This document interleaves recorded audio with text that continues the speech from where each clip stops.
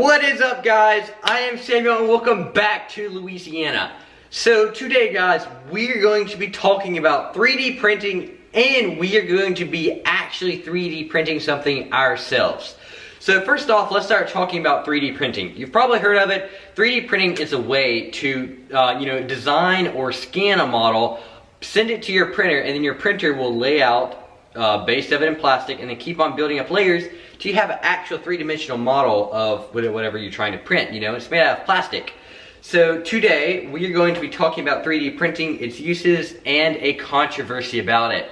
So there's this controversy about 3D printing that I have personally heard of. It's that you cannot 3D print most of the time something that is actually useful. Let me show you something here for an example. You see this? This is a Lamborghini Aventador that I 3D printed myself. So you're probably thinking, well, how's a Lamborghini Aventador 3D printed help me or help humanity? It doesn't. What's this Lamborghini Aventador gonna do? It doesn't help me, it doesn't help you. What good is it? We can toss it. So we're going to be saying, well, is it possible to 3D print something that you will actually use and that actually has an effect on you and your life and can make things go easier for you? That's our experiment today. So you see this? This is a phone stand. It's my dad's and he uses it a lot. He uses it every day. And I don't have a phone stand. So we're going to see if we can 3D print a phone stand. We're going to print it, finish it, paint it, sand it, get it perfect. And that is what we're going to do. So that's our experiment. And this phone stand, it has a few features that we need. It can hold your phone upright or in the landscape, and it has a place for your cable to charge it. Those are the two things that our model needs to have. It has to be able to hold your phone in portrait and landscape, and it has to be able to have room for your charging cable to go into it. So I'm going to go on the internet, find a file of a phone stand that we can print. I'm going to put that file in the description. We're going to print it, and then we're going to sand it, paint it, prime it, and then we're going to use it. Let's get into it. Alright, so now we are at our computer, and we're going to look for the design that we want to print. So we're going to be printing out of PLA plastic, not out of wood, so we have to make sure we don't accidentally find one to cut out of wood. So the website I use is called yegi.com. I'm going to put a link to that in the description. So let's go here. Alright, heading to Yegi. They have a search engine in here, and we're going to search for a phone stand. Alright.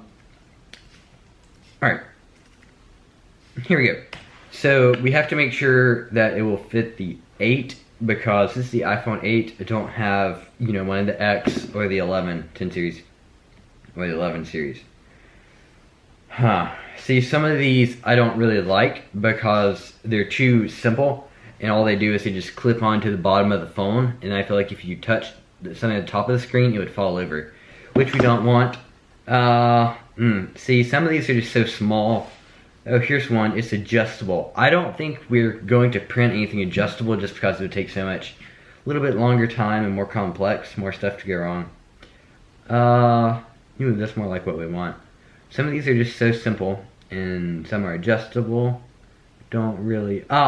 Here's one. Okay, this is for an iPhone 8 or 8 Plus phone stand. That's great. This is what we're going to do.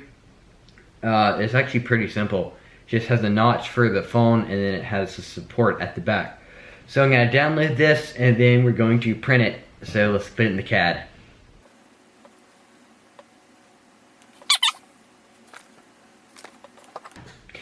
Alright, so I've downloaded the model and I'm putting it into the CAD right now. Here it goes. Okay, so it's in the CAD. Let me show this to you guys. Let me actually maximize this. So the program I am using is XYZ Print. It's a program made by DaVinci. DaVinci actually made my printer. It's a DaVinci Mini 3D printer. That's one we're using. I think it is from 2017, 3 years old. But, 3D printers haven't really come that much in 3 years, so it's still pretty new. Here's the model we're going to be printing. Can you guys see it? Yes, you can. So that's the model. It just has the phone at the front, and it has the 2 curved supports at the back, and your phone fits right there. It does have a little gap at the, what did I just do? It has a gap at the front for your charging cable. So that's what we're going to do. So, let's get it printing. Here we go. The print time is 3.5 hours, so once I get this printing, we will be back in 3.5 hours. Let's get it printing.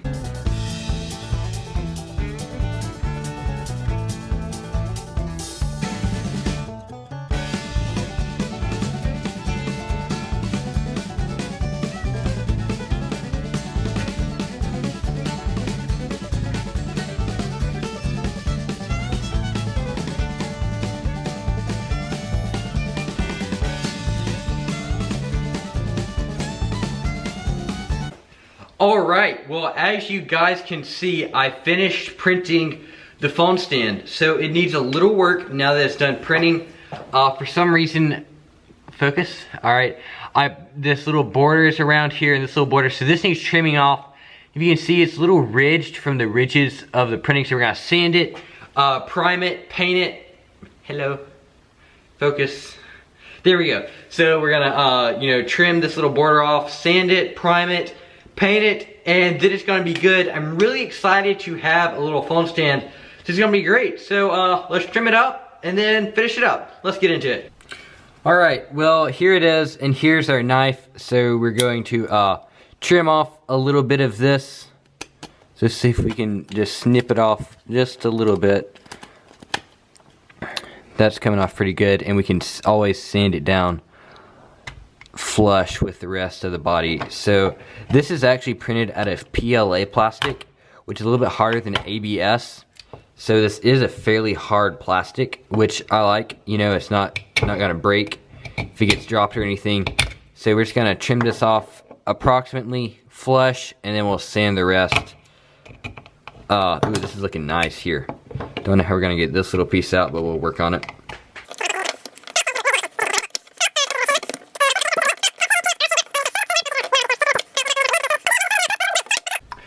Alright, well now that we have finished trimming it up, it is time to sand it. So I have some 400 grit sandpaper here, and you're probably thinking that's really, really fine grit to be sanding this with. Well, the reason is that when I printed it, I did not print thick wall borders. So the sides of it are fairly thin, and it just has the infill inside of a honeycomb shape. So you don't want to sand through that. So I'm actually gonna be using a fairly thin grit. And it's actually very smooth. Since it's not a complex shape, it printed very smooth. So it doesn't need much of a sanding at all. Just a little bit to get some of the little ridges out, and that's all we're gonna be giving it. So let me trim out this piece of sandpaper. Okay, here's our sandpaper, and let's sand it.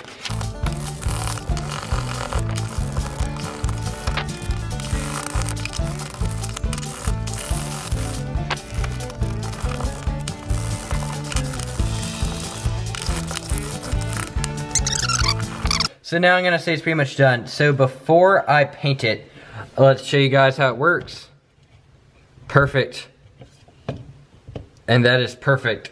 So that is great. I think that is a big success. Yeah, so let's go ahead and prime it and then paint it. Let's get into it. So we've now moved outside with it. It's time to give it its finishing touch. So this is paint and primer. So let's do it. We're just gonna paint it. It's gonna be white, and yeah, let's do it.